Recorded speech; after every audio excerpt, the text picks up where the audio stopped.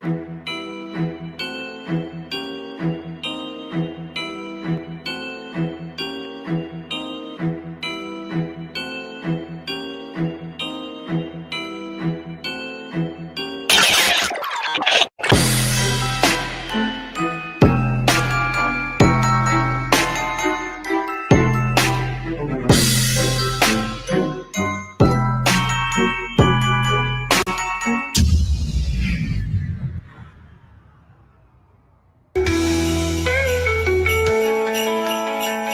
about those? Ho, ho, ho!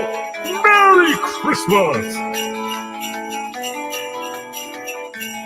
Are you ready for the best Kansas City Chiefs insight? Welcome to the Four Guys in a Bar podcast, presented by Chiefs Blitz and sponsored by Eric Haynes with the Eric Haynes Group. If you're looking for a real estate expert, call Eric Haynes today at 816-729-3785. That's 816-729-3785. Now, here is your Chiefs Blitz host, Nick Athan, with Lou Montagna, Andre Tillman, and Hense Todd. Welcome back to the next edition of Four Guys in a Bar, presented by ChiefsBlitz.com, your number one source for Chiefs news and analysis. That's ChiefsBlitz.com. I'm your host, Nick Athan, alongside Mr. Hense Todd, producer extraordinaire, partner in this maddening crime that we call Chiefs Blitz, and the evolution that we've come so far in the last 16, 17 months. Appreciate all the hard work all the guys do. It's Christmas week. Today marks our preview of the Chiefs and the Pittsburgh Steelers. But before we get to that, let's talk about our corporate sponsors, the ones that make the wheels go round and round here at the Four Guys in a Bar podcast. First up. Hey. Oh, love it. That is my favorite childhood picture. So it's going to be emphasized, I think, today's show and next show. But anyway, it's my good friend, Mr. Eric Haynes with the Eric Haynes Real Estate Group. If you're looking for someone who can help you buy or sell a house in the greater Kansas City metropolitan area during the holidays, there's nobody better than Eric Haynes. You can reach him via two ways. First, his cell phone, 816-729-3785. And he actually answers his phone, and you can email him at esaleskc@gmail.com. Proud sponsor of Chief Who? That's right. Another proud sponsor is my incredible wife, Emily Athan. Good. She married the older version of this, I guess. So at the end of the day, if you're looking for flexible health coverage, you want to make sure you get the right plan for your family. For health insurance, open enrollment has ended, but there's still options for you, including a private option she has through United Healthcare. So give her a call today at 913-215-9086. Emily indeed. All right, let's roll tape on our newest sponsor, Resell Electronics. Emily. Save big on the hottest electronics. At Resell Electronics, we offer the best deals on new and pre-owned TVs, game consoles, cameras, plus so much more. With two convenient locations along Noland Road in Independence, stop by and visit us today. That's right, Resell Electronics, your one-stop shop for all of your electronic needs. Christmas is 2 days away, so if you're looking for some last-minute deals, or you got some old stuff you want to cash in on and trade in or just sell outright, give the guys at Resell Electronics a call at 816-886-725.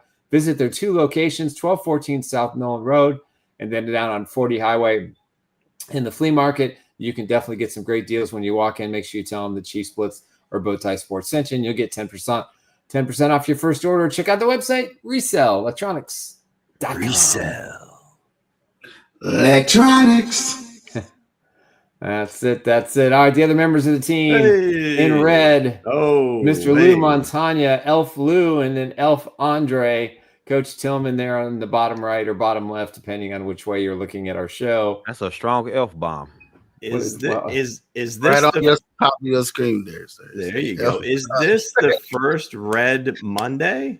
This could be the first Red Monday ever. This is the first Red Monday. Well, technically, there was a Red Monday when the Chiefs went to the Bills a few years ago during the COVID year. 2020, yeah. I don't think we were counting it back then. I don't think we can count that, Nick. We're not going to count that. We didn't exist then. He said we will not count that, Hey. Nick.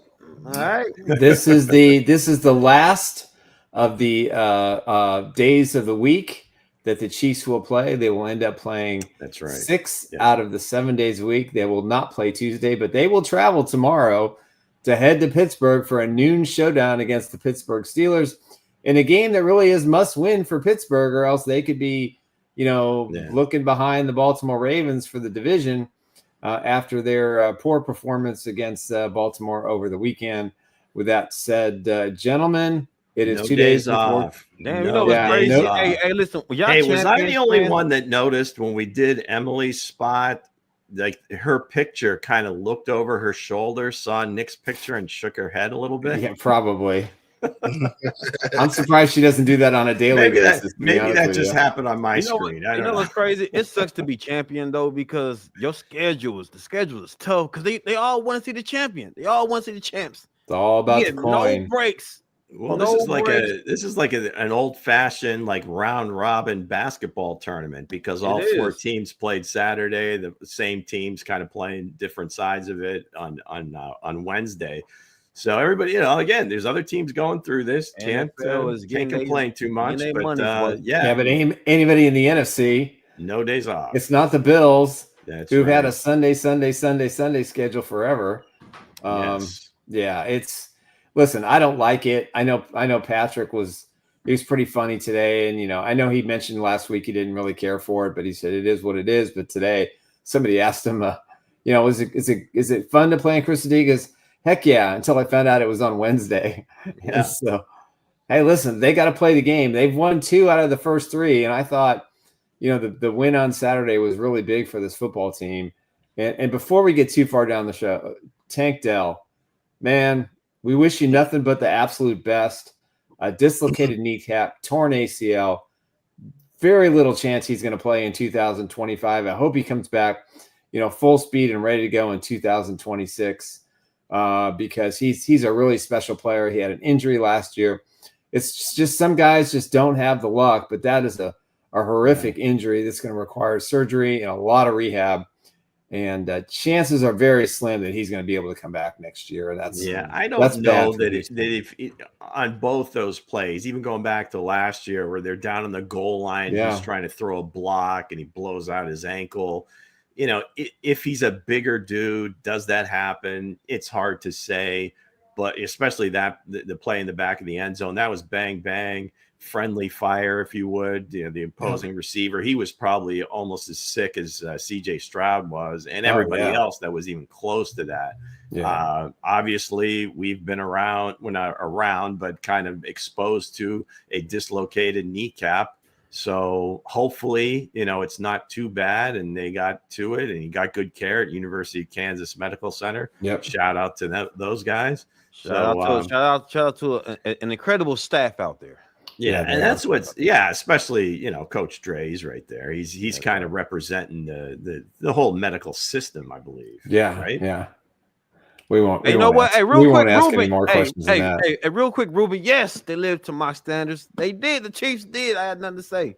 I have nothing to say. For the first time, I have nothing to say. Bring up Chuck Hicks's little quote. Chuck, what are you trolling, Chuck? Wait, hold on a second.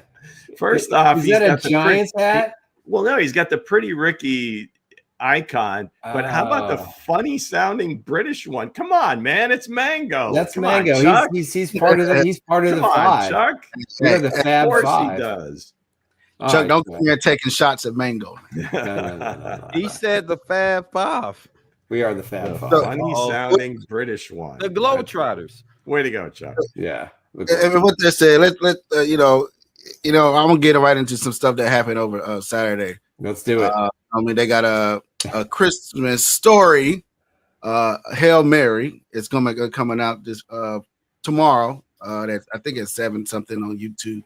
Right. You guys, we're gonna be watching there. It's gonna be like a clay figure, like a thing that's gonna be going there. I was there to represent for the guys in the bar. Nice. So here's some of the stuff is how they're gonna look. I think that's Isaiah Pacheco. It is. Is that Pinocchio? Well, I guess you can just go by their numbers, right? Yeah. Is that George? That's George? Karloftis. He looks like the guy from Mad Magazine. And then you got Eddie Reed, and they're making the famous burger. So who's the chef? I don't know who the chef is. That's just a role player. They thought it was me. Nah, that wasn't me. I'm not. That's a creepy grin though. That's kind of eerie. That's eerie. So here's just stuff that I looked outside the stadium. So I had a big business Saturday morning, man. It was a tough, world of my business Saturday. Claymation. Wow, look at that. I like it. Yeah, I love claymation. Best stuff from that childhood. All that. Sure. Like Rudolph the Red-Nosed Reindeer. Hey, that is a classic. That's a classic, man. So whatever else Netflix can do, So whatever's gonna be out there, they said I'll probably be in the shots. You're probably gonna see me. I know they call look at you, Mr. Famous. Have anybody seen Rudolph? Forrest Hense will show up on just about have any. Anybody seen Rudolph? Man. Is innocently in the background. Cap, of course, over the lens of the camera. It's just a prop. Where is the red-nosed reindeer? I see a lot of reindeer, but where is Rudolph? But again, December the 24th, you don't want to miss them. It's a Kingdom Christmas Story, Hail Mary. On YouTube. On YouTube, it's gonna be on the Chiefs channel. So go ahead and check it out. And who's eating that damn burger? Who's eating that monstrous burger? That's why the man had a looks pretty good to me. That's 8 pounds of beef. Who will eat 8 pounds of beef on Christmas?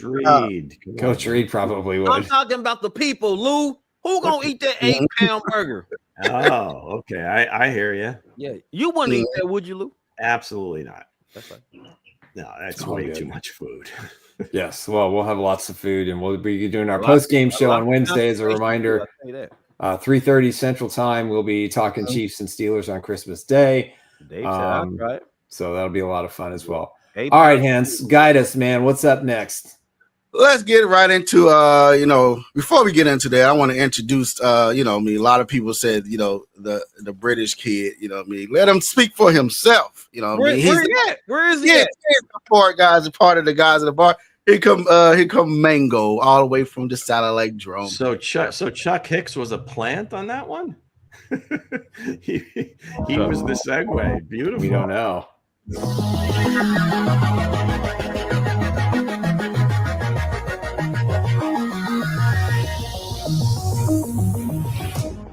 How you doing, Mr. Mango? Live via satellite. I'm surprised. That's Mango. I feel like I should hand in my resignation now. No, we can't replace you. You can't leave. Chuck Hicks was. It seems awfully suspicious that came. But I'm guessing that was a coincidence. I guess it was suspicious. It sounded like it was a coincidence. I mean, if it is a plant, hence I'm going to have you for saying I sound funny. That was beautiful. Yeah, well done. Way to go. You got me. Yeah. So we're gonna have some fact checks and stuff on the show. We're gonna have to. So we're gonna have to have them in there. So that is Mango. Everybody, you know what I mean? Hey, Mango's Corner. That's what it is, Mango. Wait, before we let him go, I got to ask, what's it like? Okay. What's it like? Christmas in England. It's the best. What? It's the best time of year to be in England, I would personally say. It's like our Halloween. We go all in. Really? Yeah. So I mean, if we do you go to other people's homes and demand gifts? No, look at that. Days to Christmas. Oh, that's love it. Beautiful. Damn. Yeah, we got a bunch of family coming over, and then I'll be back and forth between my partners with her family and whatnot. But yeah, nice. So Mango, you take Christmas serious, I see. I do. Would you like? He's got a shrine to Santa on his wall. I mean, what more can you ask for? Dedication, Nick. Dedication. I love it though. I love it, Mango. Yeah. With that said, anybody else got questions for the Mango, the Juice Kid? What does that say, Mango? Ho ha. Ho ho. My bad. I said ho ha. Ho ha. I said ho ha. I got you. Dedication. Mango, we appreciate everything you do for us. We really do. So enjoy the Holiday, and you are the official, obviously, fact checker as well. So, and we're big fans of the accent, by the way. So we love the accent. Yeah. Thank you, guys. If Michael ever changed his voice, it'll scare the shit out of me. It would scare me too. Hey, you get stomped out in this bar, you come and pick up one of the 4 or the 5 in the back. No, you get stomped out in this bar. I'd just like to say, don't attack one of our own. To Chuck Hicks, you're getting coal in your stocking this year, pal. There you go. Chuck. Wow. I swear to you, if Michael changes his voice, guys, it's going to shock me. I said, damn. Chuck went from being an integral part of the lead-in to now getting shots. All right. That's all right. We love everybody here on the Four Guys in a Bar podcast, presented by ChiefsBlitz.com. All right. So let's get right into, we got to find some music for this. So it might go, we can find some music for it, the 6-pack. You know what I mean? So we get right into the 6-pack. What you got for us? Is there a band to strike up? Here we go, gang. Okay, what I've been told is this is going to be an abbreviated segment, so let's chug these beers, chug those drinks, wolf down this pie, because we're going a mile a minute. Right off the bat, the college football playoff took center stage this weekend, even though there was a lot of pro games going on at the same time. A bunch of blowouts. I guess some of this could have been expected for the most part. You had some southern teams going to cold weather cities that really didn't handle the elements very well. Tennessee going to Columbus, and then SMU going up to State College. But again, they were all blowout. The games, 3-4 score games. Notre Dame, Indiana was 27-17, but Indiana scored 2 touchdowns in the last minute and a half. That game was over, well before the final gun. Penn State 38-10. So there's really no surprises at all. It was good that they did this, and I think it'll start to evolve a little bit. Maybe they'll reseed the thing. They're trying to stay true to the NFL playoff, if you would, because the conference champions get those buys. But when you've got arguably the 2 best teams playing in the second round, that's a tough look. But anyway, it was good to have college football in the home stadiums, right, on campus. Although they were just blowouts, and there's really not a whole lot to take from these games, but you're left with Penn State and Boise. Notre Dame plays Georgia. Going to be a great game. Great fan bases, both sides. Ohio State and Oregon, as I mentioned, they met earlier this year. Instant classic. Oregon won up at their place, 32-31. And then a kind of a strange one, Texas and Arizona State, where I'm sure these 2 schools have little to no history with one another. But our boy Cam Scattaboo, let's go. Forks up. ASU. All right, let's go to the pros on Saturday. And these kind of tie in with the factor cap on Friday. We talked about Lamar and maybe what he could do to enhance his MVP candidacy, if you would. The Ravens kind of rolled Pittsburgh. It was a close game, for most of it. Russ had a fumble in the red zone. It kind of took me back to the play that L'Jarius made on Zay Flowers in the championship game last year, where he gets the ball punched out about the 2 or 3 yard line. It seemed to just flip the game because it was 7-7 at that point, and then Baltimore just kind of goes on a roll. But as far as Lamar is concerned, he looked so much different. He didn't really do a whole lot. He didn't overdo it. He only threw 23 passes. He only had a couple hundred yards. He had 2 touchdowns. But in true Lamar fashion, he did throw 1 horrible interception. Now, it didn't end up hurting them because Russ then turned around, returned the favor 2 plays later, and Humphrey runs it back for a touchdown. But I think Lamar is really, what I'm seeing is a lot of growth. He didn't force too many runs. He was, other than that 1 throw, I thought he was on point all day. And again, not gaudy statistics, but I thought he played very well.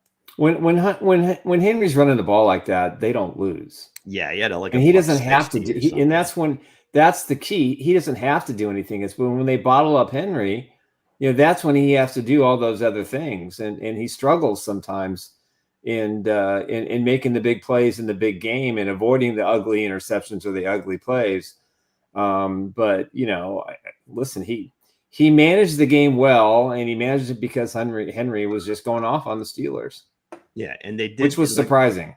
Between Likely, Andrews, Bateman. I mean, they've got a lot of weapons, but like you said, I guess that's the most important thing right there, Nick, is to point out is that Henry has to be effective, or otherwise you get what happened in the championship game last year, where Lamar then does try to do too much and try to prove to everybody he can win from the pocket. But hey, that's he really didn't, I think, enhance things as far as his MVP candidacy, but as far as just from the Ravens perspective, if you're a fan, that, I mean, is showing me a lot of growth. Right.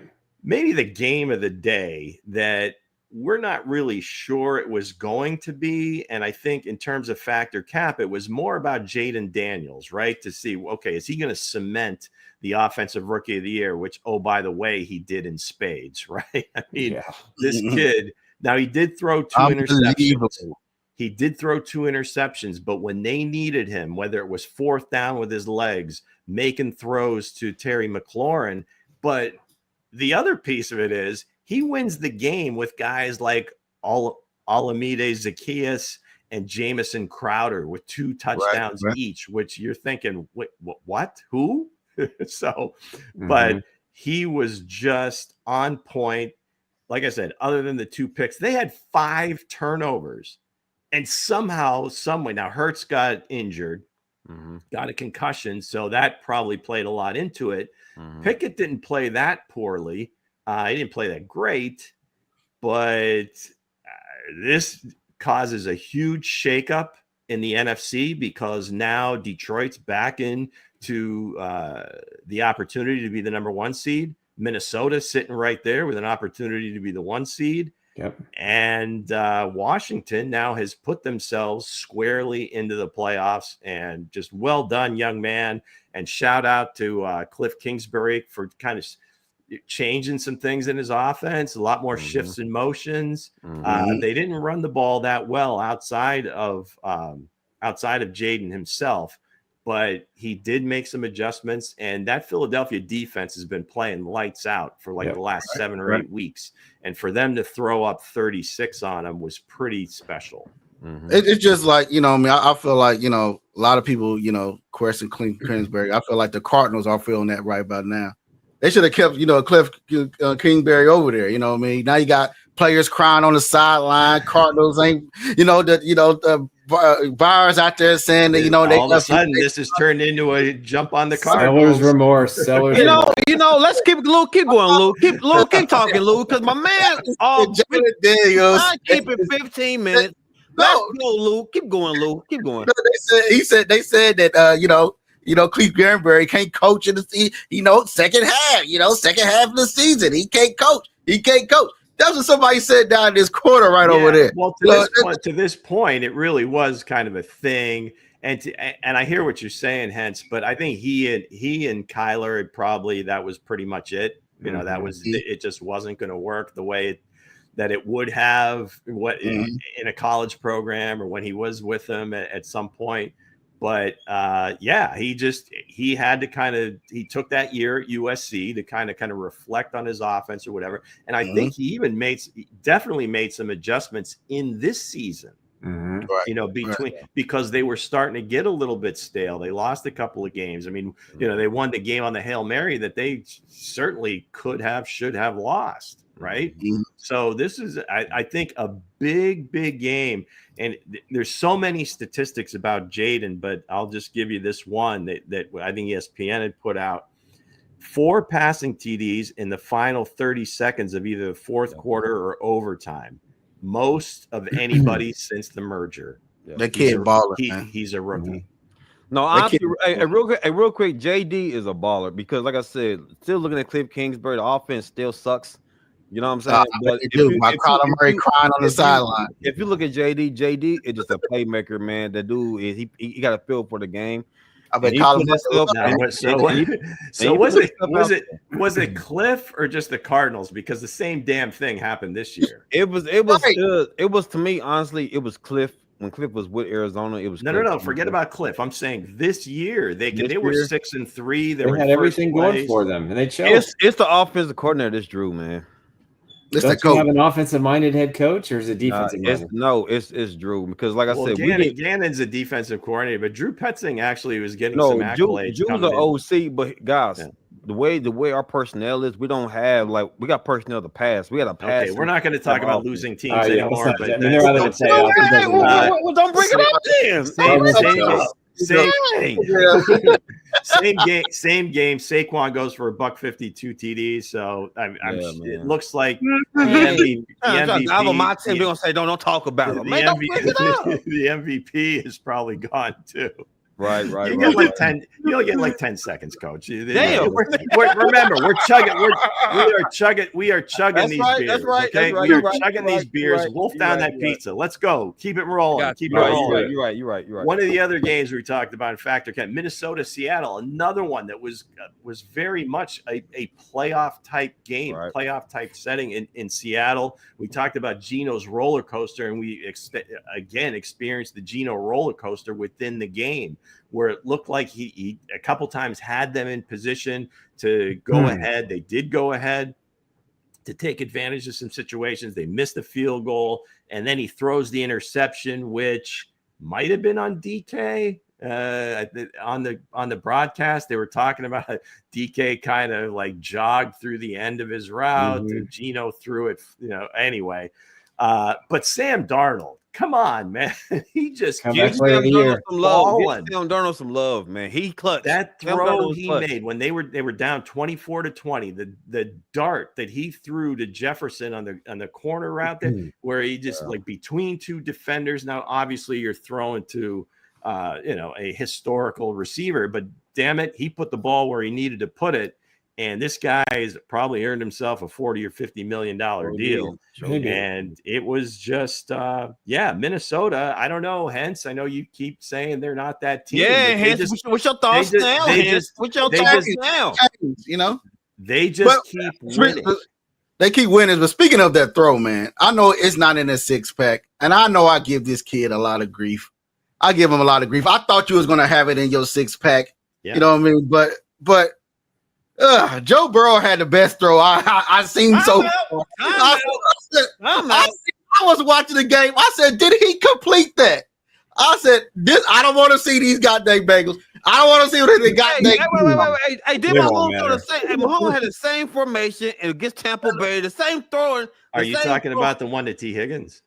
Yeah, he was laying down, stretched out like Superman and said, okay, Coach, hold on. Okay, Joe was at about the 10 when he threw it. Patrick was around the 30. So he's still connected though. Easy there, man. Connected. Oh, absolutely. Great play by T. Joe Burrow playing his ass off, man. They are on point. But it seemed like in that Minnesota-Seattle game, that lived up to a playoff type game. Now, Seattle may have now played themselves out of a playoff, and Minnesota in contention there for the number one seed. They control their own destiny. They got Detroit and Green Bay. If they win those two games, and I don't know that we can say they're not that team. I mean, come on. It's interesting. I don't know if you guys remember. That's true. I said the defense. I was talking about the defense. Everybody said the defense was hard. Whatever. Haters hate. Keep going, Lou. I want to say something. I think you guys remember we had what were they, 6-0 or 7-0, 8-0, or whatever it was, and we all said, can they sustain it? They had a little lull, but they've come back with a vengeance, and Darnold he's fun to watch, and he got hurt in that game. The end of that game, he got his ankle bent pretty good, and he went out there in the very next snap, and what does he do? He goes back for a pass. He steps up in the pocket, and he just throws a dime to Jefferson for the game-winning touchdown. He's still very young. He came out. He was very young then. He's still very young. Yeah. Just the middle finger to the Jets, man. I love it. Would you say middle finger to the Jets? And I'll still contend the best thing for him was to be a backup last year in San Francisco to see, this is a good team. This is how it should look. Not that garbage I was dealt with in New York and Carolina, and he's earned himself this money. So way to go, Sam. Yeah. All congratulations to the San Francisco 49ers for missing the playoffs. Yeah, that was a rough prediction year for them. Yeah. Okay, so Next one was the Raiders. I was talking about Brian Thomas Jr. and Brock Bowers, and both of them balled out yesterday. Okay, Brian Thomas Jr. 9 catches, $132 and a touchdown. Bowers had 11 catches and 99 yards on this bad team, and somehow the Raiders win. Or do they? By winning that game, the Raiders now may be out of contention for the #1 overall pick, and they slip all the way to 6 because of so many teams that have 3 wins. So, in a typical Raider thing to do, they win a game when they probably should. What is their lame duck head coach say? We just had to throw this up there, and again, more love for Brian Thomas Jr. So anyway, that was that game. He's playing better than worthy. Go ahead. Last thing, we may have alluded to it at the beginning, or maybe we weren't recording at the time, but the Dallas Cowboys last night, if you watch that game, that was kind of a playoff mentality game on both sides. Yeah. And it was kind of strange from the Cowboys because they had been eliminated earlier in the afternoon. So they're out of it. They got nothing to play for. And here you got Mike McCarthy, who everybody's in a hot seat. He's out of there, doesn't have a contract for next year. And they must really like him. I mean, they came out and they balled. Now, they could have lost that game, but to me, what struck me was just how hard they played. And just in watching this team play all year, now the result was there. They won the game, but just the way they played, the spirit within which they played was so much better than it was in any game I've seen them all year. Now, their quarterback was on fire, and that helps very closely, all year. I watched, a little bit here and there, but that was just there was a lot of hitting in that game on both sides. The passion was there. Yeah. The Cowboys, I think it was Jordan Lewis or what, it makes this interception at the goal line, takes it away from Jalen McMillan. And then at the end of the game, Deron Bland took it away from Rashad White and basically ended the ball game. But Tampa Bay now with Michael Penix Jr. winning for Atlanta earlier in the day. That's crazy. They are now in first place and they control that division. And Tampa might be on the outside looking in. So it was just a massive day, a lot of moving around. Most of it happened in the NFC, but it was just a great day. That's the 6-pack. Hope you didn't get too drunk too quickly. Hey, Coach. Real quick, 10 seconds. A bet, damn. So, Lou, do you think that Tampa Bay? No, do you think Atlanta is going to still have the edge in the division?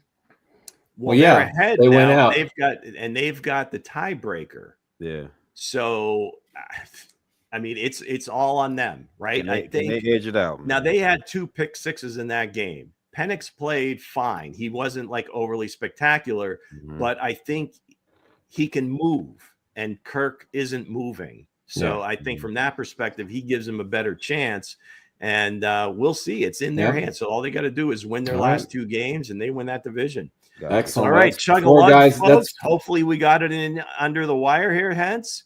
And the 6-pack. It's the 6-pack, and we're going to have a new sponsor for the 6-pack next week. I'm very excited my about goodness! I don't have to say brought to you by no one in particular. Nope. You're going to actually have a real sponsor for the 6-pack. Hey, all right, let's go 6-pack.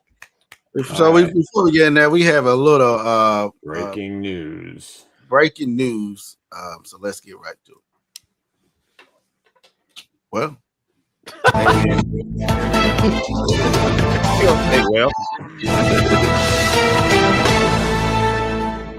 What you got for us, man? Hi, Mango.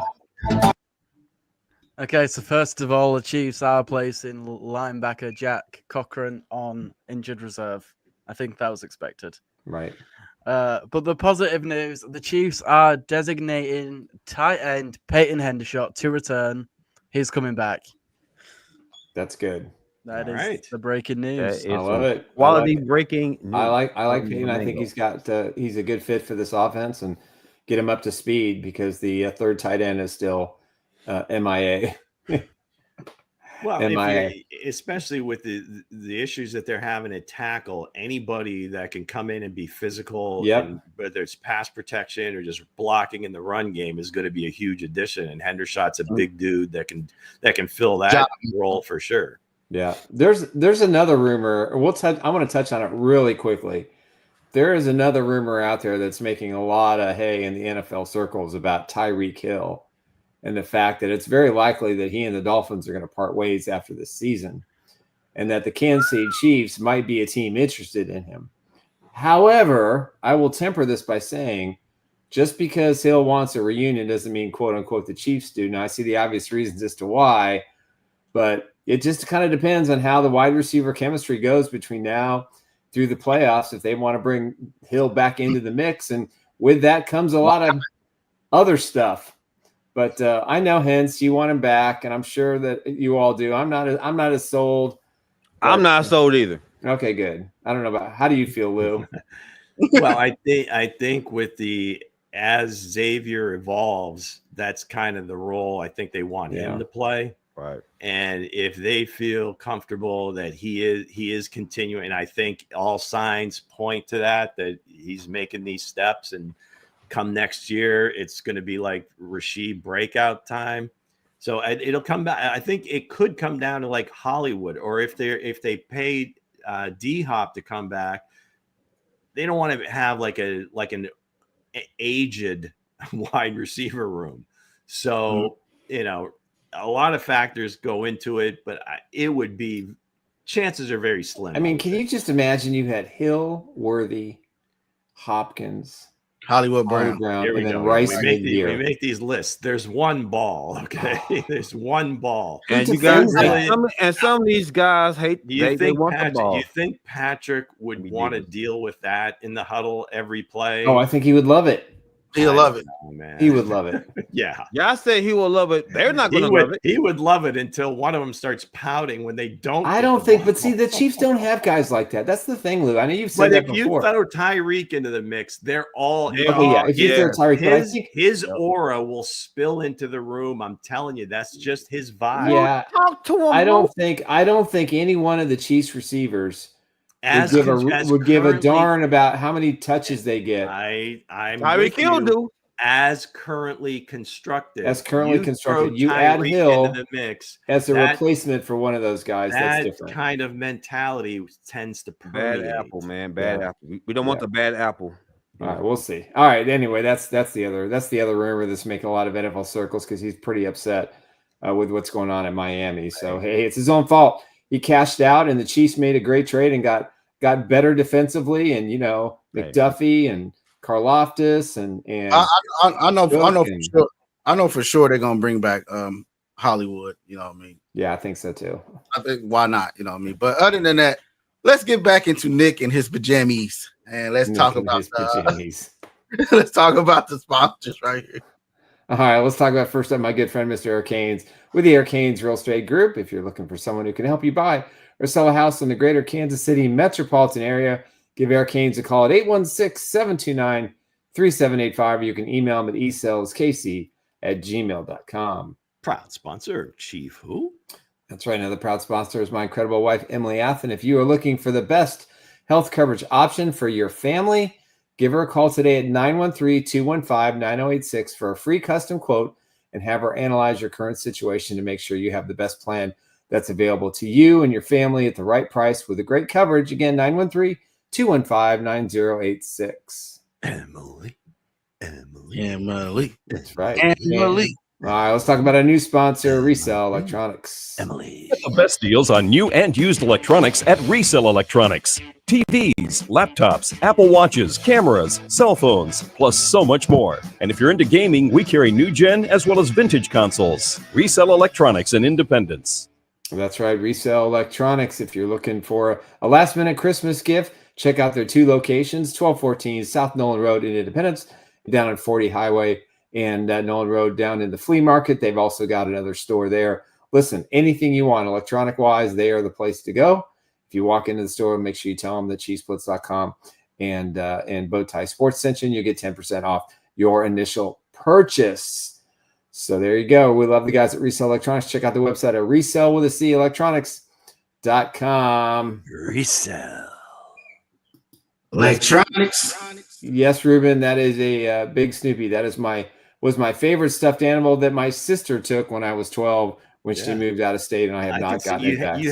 You had quite a chokehold on him. So was she trying to get it back? She wanted that since the day I got that. I think I was about 9 years old there, maybe 10. Like he was struggling for air. Yeah, well, Snoopy and I were inseparable. How about the robe? Nikki loves Snoopy. Look, it's my football robe. Tell us the story behind the robe. All right, my dad and my mom, obviously, as you all know, my mom and dad are big Chiefs fans, and in the actual picture, the actual photo, the 1969 Super Bowl IV signed footballs are on the mantle above me. I have my red. They didn't have like Kansas City Chiefs, merchandise like that when I was a kid, so they got me a red football robe with blue football helmets on it, and I wore that thing to death until I finally outgrew it. Yeah, I think in the JCPenney catalog, they had like all the jerseys, but they didn't have the team logos on them. So I had like this red and white, like 16 kind of sweatshirt jersey thing, but not like there was no NFL shop. You all spoiled now. You can get anything NFL if you can slap an NFL logo or a team logo on it. I don't care what it is. You can about find almost anything. Although they had the stock, the beanies, the stocking, the beanie hats, yeah, that had the arrowhead. I've got an original beanie hat somewhere. I just don't know where it is. Yeah, nah, mine's long gone. Yeah. So with that said, let's get into the the preview of Wednesday's Christmas game. Damn, there's a game on Wednesday. What is happening? Where can I watch this game, guys? You can watch it on Netflix or Netflix. That's it. It's the only spot. Goodness. Netflix is showing football. Hey, it's getting events out here. Can the Chiefs overcome, a short week? Maybe on this, what you think, Lou? Well, I guess it's a short week if the other team doesn't have a short week. So it's not really a short week. And I hate to get over semantics here, but both teams are dealing with the exact same thing. And I guess also even the 3 games in 11 days, they're dealing with it too.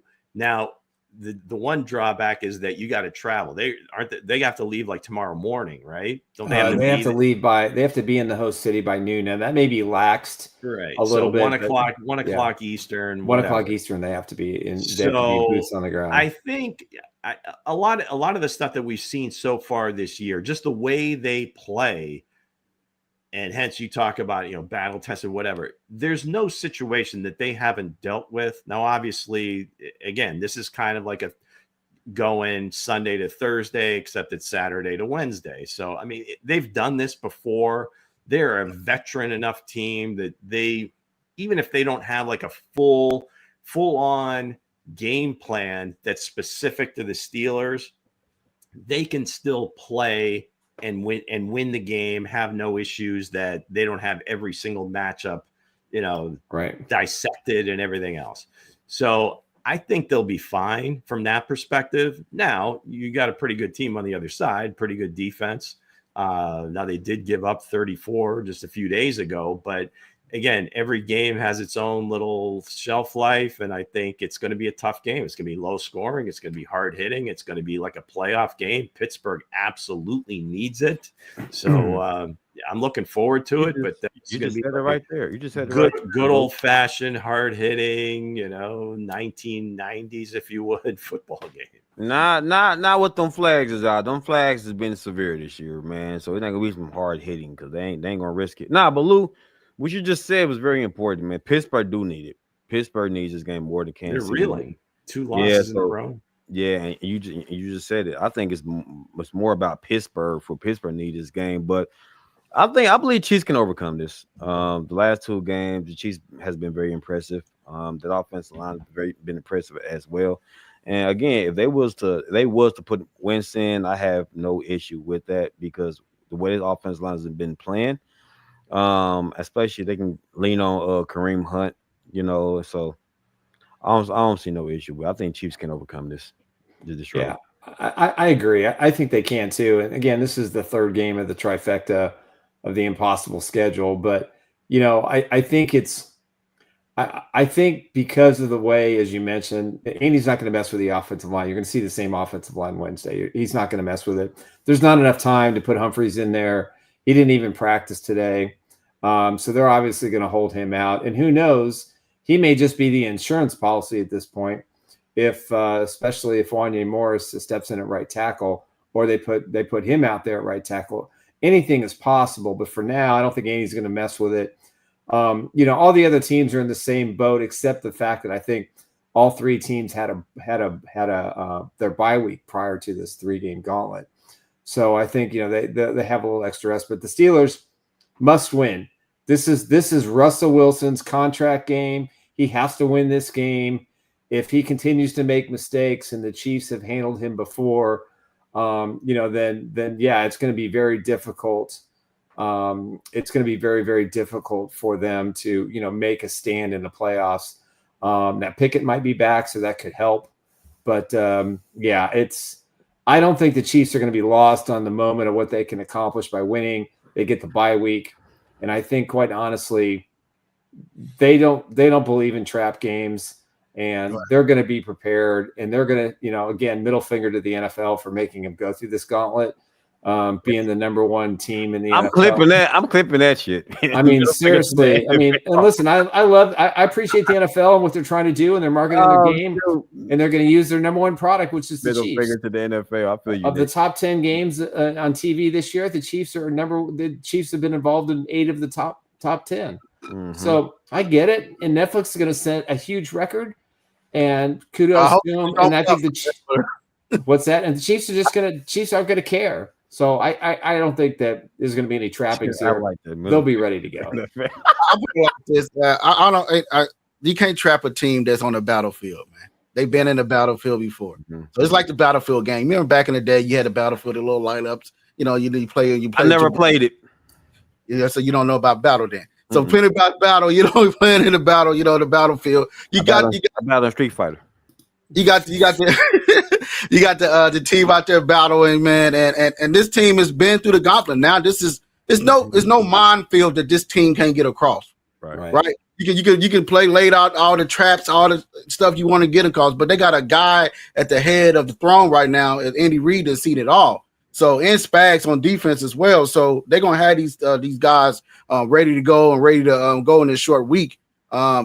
I know that like the meal preps, it all starts with what they put in their body.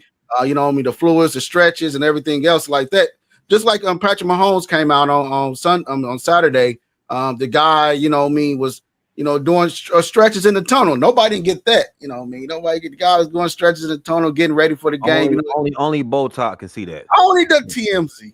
That's right. But only like Lou said, shout out. Yeah, I mean, he just somehow finds his way into these situations. He found a way to man stretch routine. Nobody's seen it. Did I make a wrong turn? I shouldn't be here. What's happening?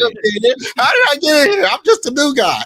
No, but again, this team, like Lou said, like I've been saying it for the longest, man.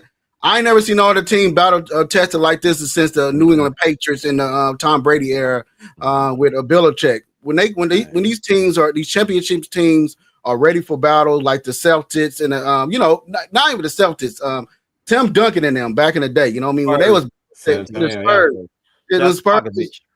when they was battle, man. When you battle tested, you know how to survive on the battlefield, and that's what this team is going to do. And I'm looking forward to not having a trap game. So. Yeah, right. Hey, I think mentality. I think it's fine. That's usually where the trap game gets you is a mentality. The only thing that I think the toughest thing is just going to be physically. Are they prepared to play another full 60 minutes of a tight game? Yeah, tight. Some high stress. Whether it be having to make a stop or having to get a drive to where they get in field goal range or have to score a touchdown. That's the part where.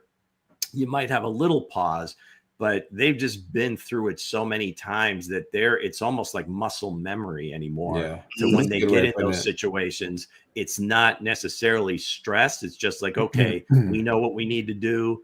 Buckle down, suck it up, whatever we need to do, offensive line wise or whatever, just get it done. Yeah, I want to answer Kenny's question before we get to the next segment. how's Chris Jones doing? It's my understanding that he's improving. Kind of leads into the next question. But I honestly, I can't see him playing Wednesday to risk a further injury for the postseason. So we may have seen the last of Chris during the regular season. So that answers the question. Who steps up if he doesn't play? FAU. Okay. I would say in this case, I mean, I would hope that on the edges, I think they've got their rotation. Now inside, the guys that have really played well, and if you would have said this to me, because the one thing I was really suspect on going into this year was Mike Pennell being a regular for the entire season. Yeah, that's shocking. Like, he's a little bit older, and maybe he just appreciates the opportunity more than others, or what. But my goodness, he has had a season. And then the other one is going to be Turk. Those guys that play on the inside, Derek Nottie is going to have to, step up a little bit more, because that's where they'll miss him most, is on the inside. Now, obviously, he's pretty dominant when he lines up outside as well, but they have guys there that they've rotated through. And somebody said Josh Uche. Now, obviously, maybe he comes up and they slide Omenahu inside, and Omenahu plays inside more because Chris isn't there. So it's a group effort. I mean, it sounds cliche, but everybody on that defensive line has to step up if one of them's out. Absolutely, it's a team effort, guys. We need a couple of guys to beat Chris Jones, man. Chris Jones can take up 2 linemen. We need a couple of guys to work as a team, as a unit, to get it done. But like I said, I think 90 probably slides inside if that's the deal. Yeah, that's what I would do too. And again, with Pennell, he may have to play more snaps in this game. He may have to play some in passing situations just to lock up some of the the offensive line of the Steelers. And I think that's Karlaftis is going to need to have a big game. Mike Dana needs to show up. Nick Bolton's probably going to have to blitz some. Again, and it all is because we don't know which quarterback, which Russell Wilson we're going to see. The one who was winning all those games in Pittsburgh this year, the one who struggled the last 2 weeks, and he's going back to some of the bad habits he had in Denver, and that's why he struggled the last 2 weeks. Now, obviously, not having his go-to wide receiver makes a huge impact, but nonetheless, word from Schefter is that Pickens is pointing towards being a go this game, and they need him to win this game. He has to play. That's your boy, Bo. And so we got. I mean, fortunately, I think Duffy's ready for the challenge, but we'll see. Listen, guys. Honestly, I just thought. Go ahead, Bo. Go ahead. This is your boy. I thought you gave your take, but okay. He did. He just wants to double dip. Double dip, Nick. I double dip my chips all the time. Can't dip with Dre, then, huh? Not in my dip. Why you can't? Keep your dipping to yourself, man. There you go. If Chris Jones can't go, man, who stepped up? It's gonna be Chris Jones, because he's just like Travis Kelce, Patrick Mahomes, and Jordan, and Tom Brady, and the rest of them. Them guys, no matter whatever, Chris Jones, I feel like he's going to be out there with the stone cold leg. He's still going to go out there to, just one win to wrap up you say, look, if I can win tonight in Pittsburgh on Christmas Day and get ourselves a first round bye and the number 1 seed in ALC, heck with it. Let me go. I go out there and I get it done. You're a risk, Chris Jones popping that? I think it depends on where it's at, right? They said like it's a level 1 strain. Again, if he feels like he can go, then I would imagine they'll play. But I think they will still limit his snaps because for what Dre said, you don't want to risk it for cost you the Super Bowl just to have him play this game. And don't forget, they still can beat Denver week 18 and win. But if he can't go, I would be realistic, I feel like going to step in because they're going to be a running team. He was being realistic, sir. Well, I am being realistic, but realistic. If he is. If he can't go, if he can't go, it'll be Mike Pennell. You know what I mean? They'll run first team anyway, Pittsburgh. So Mike Pennell and Wharton, wherever his number 98. Wharton. You know what I mean? They guys been balling up in the middle. You know what I mean? So why not? Just run out there and just rotate everybody. And that's what you have depth for, right? You go out here on defense. These guys gonna rotating. They're gonna have the team ready to go. Spags is a heck of a coach. I feel like he's gonna still, even though nobody said he's gonna, mention in for coaches want to get one of these empty coaching jobs, I think he will. But again, really, if Charles, if they're comfortable with Charles being 100%, right, I think he just kind of takes over Chris's role. Yeah. Where on early downs he's playing near the center, and then on passing downs he moves out to the edge. Yeah. Hey, man, so I think he just mirrors what Chris would have been doing. Man, where's FAU at? Everybody ignoring me. Where FAU has to step up. He'll get more reps in this game, and Uche may get called up. He played Saturday some, but he's a natural defense. He's a natural defensive end. You're not going to see him playing inside because that's where I think you're going to miss Chris Jones the most is on the inside. So that means number 90 got to play more inside then. I mean, like I said, we have to know he was very successful at in Houston and in San Francisco. Charles just takes over Chris's role. Take over Charlie. They want him to do. Take over Charlie. It's on you, Charlie. Speaking of taking over, can Mahomes, take over the Steelers because he never lost there, to the Steelers. Can Mahomes take over this? Could this be a Mahomes historic Christmas Day party? Hey, everybody get the touchdown. Worthy, D-Hop, this person, that person. Somebody come off the bench. Nico, number 81 gets a touchdown. Everybody gets a touchdown from Mahomes because he always get 5-something yard passing touchdowns from. He got 6 against them once and 5 another time. Big Glaze, big Glaze from your boy Bo. Big Glaze. Last time Patrick was in Pittsburgh was the only time I got to see him live. And now again, it was a much different team then, and it was a much higher scoring team. But he threw 6 touchdown passes week 2 of his first MVP season where 55,000, that whole thing. Yeah. And it was a sight. And Ben had a huge game too. They came roaring back, but the Chiefs won. I don't think you're going to see that. No. I just think Patrick has evolved so much since that first year that he sees everything. He's not just like this reckless playmaker that he was when he first came out. He just sees things on the defensive side. He knows, the protections and how to change those things. And whether it's Creed calling it out or maybe he's nudging Creed. Okay, let's do this with protection. Right. Going to his checks. He has evolved so much that he can dissect these guys as long as he has protection. So I don't know that makes a difference whether he's lost to them before or not. But it'd be nice to see him put another 6-pack. See what I did there? Another 6-pack on this. Put some gluten-free out there. Yeah. Forget about that place being the ketchup bottle, which we lose sight over. It's Acrisure now. But that's always Heinz Field to me. And Patrick loves himself some ketchup, so I think he's going to put one on him. Yep. No, absolutely. I think I kind of have a feeling that Patrick's going to have a really good game. I think he's highly motivated. I can't see him losing back-to-back Christmas Day games. I just don't see it. It kind of goes into our probably what we do in our predictions. But I think for me, he just when he has a team, he has a team, and he's shown that throughout his entire career. Occasionally they get you. Occasionally somebody steps out of the norm and they get him, like Burrow did in the AFC Championship game and during the regular season. Hold on.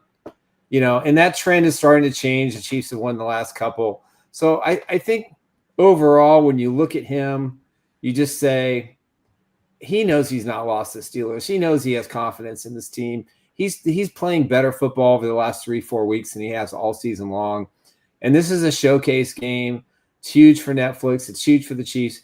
And trust me, if he can knock the Steelers out of the division crown, he's going to do it. That's just his mentality. So I think Mahomes is going to be just fine in this game, and he's going to be his normal self. And with the game on the line in the fourth quarter, he's going to do his magic. I don't know. Obviously, I don't know for sure.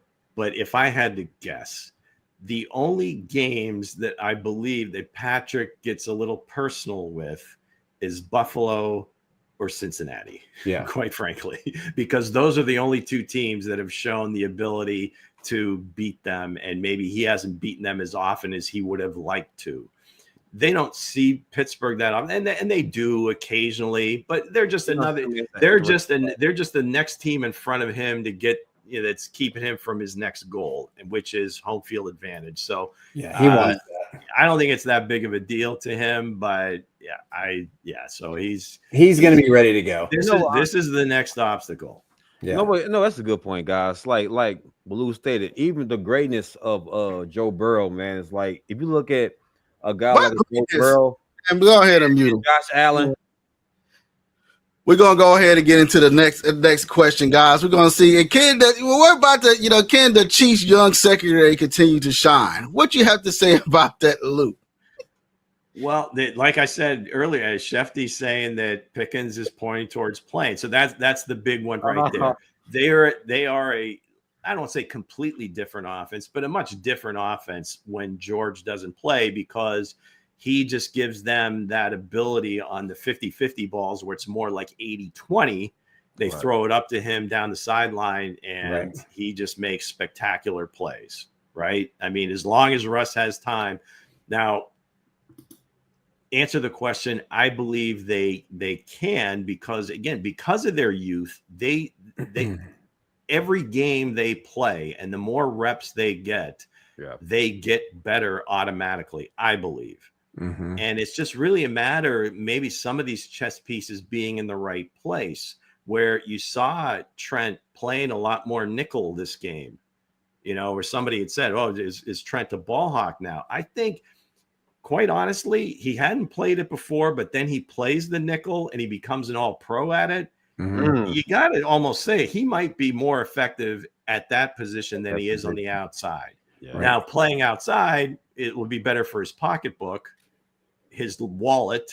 Sorry, I'm showing my age there. Don't worry about it. Wallet. I understand it. And now you got Roland Wallace, making some plays, playing Shamari Connor's spot, playing in that nickel if Trent's going outside. I think Joshua just needs to more plays he can make, the more confident he gets, and he just has the physical skills. That would be the classic matchup, the long corner against George Pickens. Yeah, it'd be fun to watch. Because Trent tends to have trouble with the bigger receivers, with the balls that are way above his head. Shout out to Sutton. He's usually right there, but sometimes they're just over his head. But Joshua's a little taller, longer arms.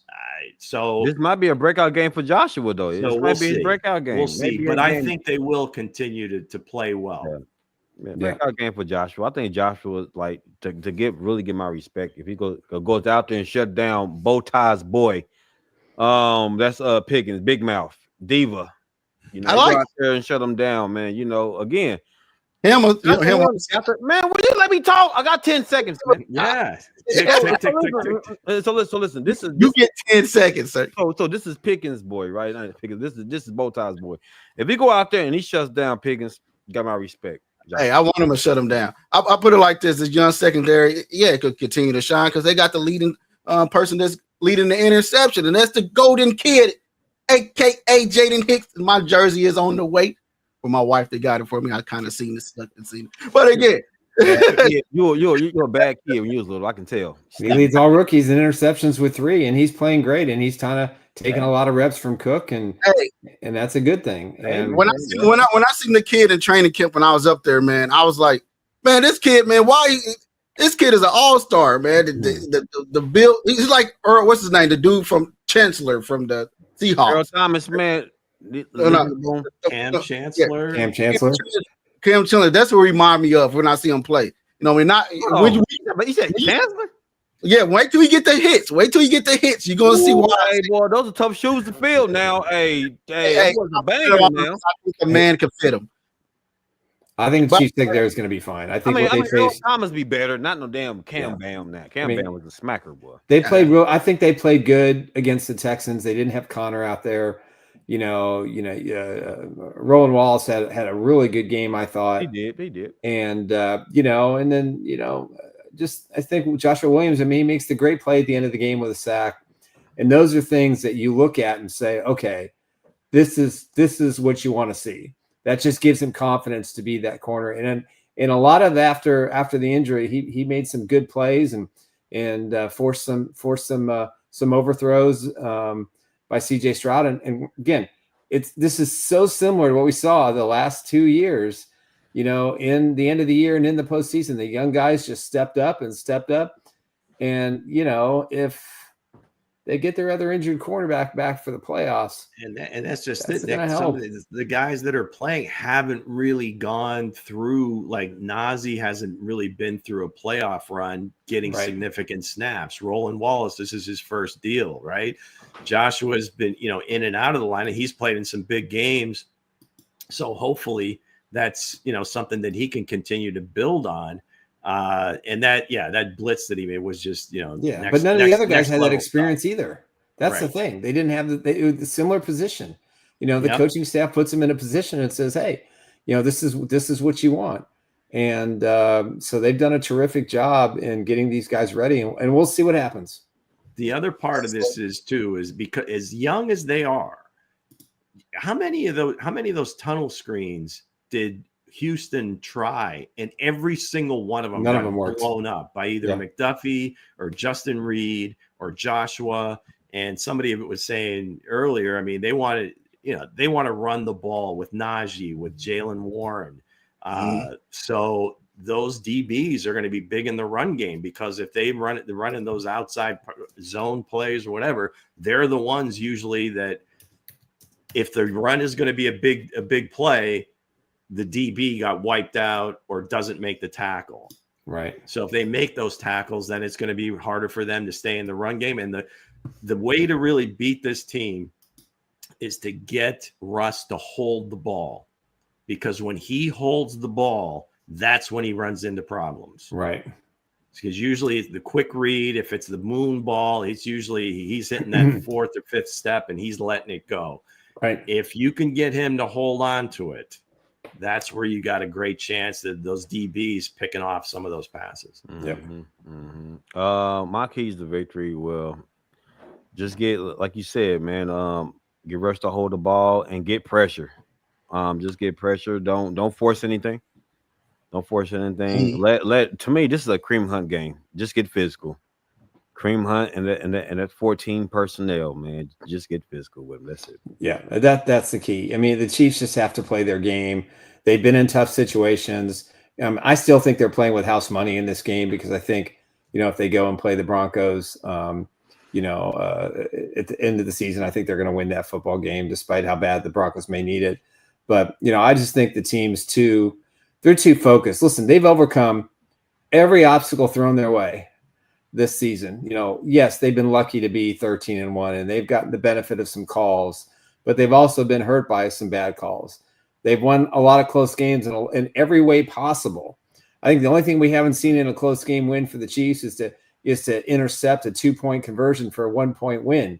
I mean, that's kind of what this season has boiled down to. We've seen it all. So for me, it's just stay focused, stay steady, control the ball. The Pittsburgh Steelers got beat up by the Ravens. I mean, they beat the crap out of them in that game, and they had to fly home Sunday night, and they haven't had much time to get everything going either. So I think that you look at it and say, just play your game, be smart, have the same mentality you had every game, therefore. And in the fourth quarter, regardless of how tired you are or how the impact of three games in 11 days is, you just go out and make the plays, and the Chiefs are going to make the plays to win this game, I think. Yeah, they've kind of got their formula on how they want to play, right? And the big thing is they really haven't turned the ball over in some time. And when they have it hasn't been like a cataclysmic turnover at the wrong time. So again, it's just, all the situations that they've been through, if they can just continue to be effective, executing all those different things. And I tell you, even though he only had 5 catches or whatever, I think Xavier had 7. So again, the ball gets spread around, but having Hollywood on the field, I'm telling you, is making a huge deal. I agree. It really is, because if you've got both those guys on the field, Xavier and Hollywood, on the outside, kind of challenging those DBs.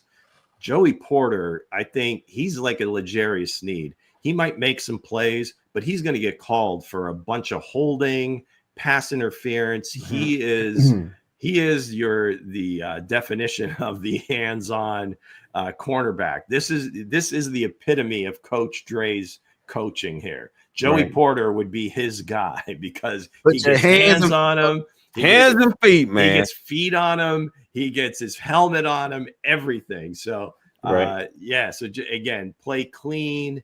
And I think, again, just like every other opponent, they play Chiefs football and play clean. It doesn't matter who the opponent is. That's right. All right. It's going to be a physical game, though. It's going to be a real physical game. My keys are, keys to a Christmas Day victory is, like we like to say on the pregame show, Dre, what we like to say, you blitz them. Blitz until they shits. All right. Wow. There we go. Wow. You blitz and you take those terrible towels and let them wipe their butts with them. So I feel like that's an interesting way to say kick your butt. I get that. Which of you wordsmiths came up with that gem? It was B. Man. We just came up with something. But again, it goes with Chiefs Blitz, and we're gonna blitz them until they what? Blitz until they shit, right? And that's what you do. You take it all day. We put it on the t-shirt. And that's what it is. I don't care what it is. You can't you can't even tell them when it's done, man. You can't even wipe their terrible towels. They take their terrible towels and wipe their own butt with them. Send them in our locker room crying with their own Christmas on, with no gifts or nothing. Straight cold in the pocket. Patrick Mahomes dropped 6 touchdown passes in this game to get that victory. So for those of you that you were on Twitter and the feed went down and just came back up, that's probably the first thing you saw in your returns. Boy, have you missed the show? Yeah, so just go to the YouTube channel and you missed the 5 minutes that you missed. Subscribe. You can rewatch. Yes, watch it again. Tell your friends. But again, this is our score predictions here. I'm gonna go ahead and bring them in. Nick has them. All right, there you go. Nick having 16-13. Dre got at 28-21. I got him 38-10. I think it's gonna be a blowout. Lou has him 20-16. Mango 20-16. Before we get into our takes of our score predictions, I want to go ahead and get Mango's take on his score prediction. Go ahead and let us know what you have to say about your score prediction, Mango. I was gonna go higher after seeing their performance against the Ravens, but I just feel like there's gonna be drives where we don't fully execute like we usually do. So that's why I went 27-16. Okay. All right. So we'll cross our fingers. All we want is a win. We don't care if it's by 1 point or half a point. We don't care how they do it. Get it done. Have 3 weeks until the next round of the playoffs. Be in a position where you can rest and you can heal. And Andy's a master at working with these guys. I don't think they're going to come out stale. I know they did the first time they had the bye week against the Texans, and they've kind of learned since then. So I think they're going to be I think they understand the necessary path to the best end result is to win on Wednesday. The leadership on the team is on point. It's just next level. Everybody's been through this. They know, and the Steelers don't have that level. And the young guys that are coming along, they see it from the veterans that in their particular rooms of their position groups. And I don't think there'll be any of that going on.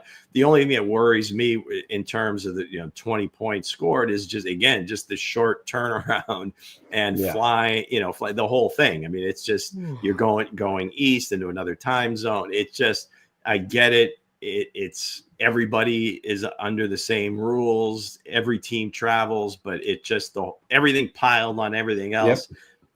I don't know that they'll be like at 100% execution, but they'll be damn close. All right. Well, we'll see what happens. That's for sure. The Chiefs will play the Pittsburgh Steelers at 12:00 noon. You can catch it on Netflix in the Kansas City metropolitan area and the Kansas City affiliates in the Midwest. It will be on CBS. Watch the pregame. I understand it's going to be pretty spectacular. Some of our favorites, including Kay Adams, who's one of my very favorites, is going to be part of the pregame festivities. So I'm looking forward to watching that. Kay Adams, right? Hey, So Kay Adams. Formerly of Good Morning Football. Now That's she's got her own show on the FanDuel network. Up in Adams. Yes. So let's get into our sponsors before we close. All right, one more time. Let's talk about our sponsors. First up, Mr. Eric Haynes with the Eric Haynes Group. If you're looking for that a great price and a great value, you found a house, you need someone who can walk you through the process, give Eric Haynes a call at 816-729-3785. You can email him at esaleskc@gmail.com. Proud sponsor of Chief Who? Another proud sponsor is my incredible wife, Emily Athan. If you are looking to get a custom health insurance quote today, there's nobody that understands the market better than she does. Whether you're looking for a government plan or a private option with a nationwide PPO and lower monthly premiums, which is what we all want, you want the best coverage possible. So let her do all the hard work and go through the process of deciding what's best for you, and you ultimately make the decision for you and or your family. Give her a call at 913-215-9086. And also, she's a converted Pittsburgh Steelers fan, so if you want to call her and give her grief, that's fine too. Whoa, Emily. I don't know if I can sing to her. There you go. Hey, that was part of the package when we started dating. Got to be a Chiefs fan. So anyway, next up, let's talk about our new sponsor, the guys at Buy a cell phone at Retail Electronics and save up to 25%. Our phones are pre-owned and in great condition. We carry top brands like iPhones and Samsung. Sell us your old phone. We'll offer you cash on the spot. Resell Electronics in Independence. That's right. Resell Electronics in Independence. 2 locations, South Nolan Road and 40 Highway Nolan Road in the flea market. If you're looking for a last-minute Christmas item for any kind of cell phones, tablets, laptops, game consoles, TVs, home audio, so many more things, so many great things. They've got some old gaming they've got some great old gaming consoles out there, and they got the games to boot. So if you're looking for a little nostalgia this holiday season, check out one of their 2 locations. Walk in and tell them that Chiefs Blitz and Bowtie Sports sent you. You get 10% off. If not, check out their website, resellelectronics.com. Resell Electronics. Love it. All right, guys, that's going to wrap up the show for the day. We will be back after the game on Christmas Day at about 3:30 Central Time would be our guess, unless the game goes into overtime. It may be a little bit later, but just check out the social media. Again, apologies to our Twitter followers today. We had an outage for about 5 minutes. And fortunately, it's all back and fixed. So we appreciate Mango handling that for us. Elon Musk. So with that said, don't forget to watch the Christmas, A Kingdom Christmas Story Holler. It's gonna be you probably see the boy in there. I want to see the Hense Claymation. I want to see the Hense. I'm not there. If anybody knows how to do Claymation, I would love to do a Claymation of the 4 of us. I think that would be great. So maybe I'll pony up a Len Dawson item if someone will Coach Dre, can you do that for us? Absolutely. So with that said, man, that is our show of the day, man, and we will be I think live before the game or after the game. Which one is it? I think we're going to do after the game because Red Monday. Yes, it's Red Monday, and we'll be Wednesday again. The Chiefs and the Steelers. Check it out on Netflix at noon. Everybody, guys, hey. Merry Christmas. We'll see you on Christmas Day. Love you all. Appreciate you all. And we're going to have a special segment. We're going to, show each other's our gifts. So there you go. So have a great one, guys. Peace out. All right.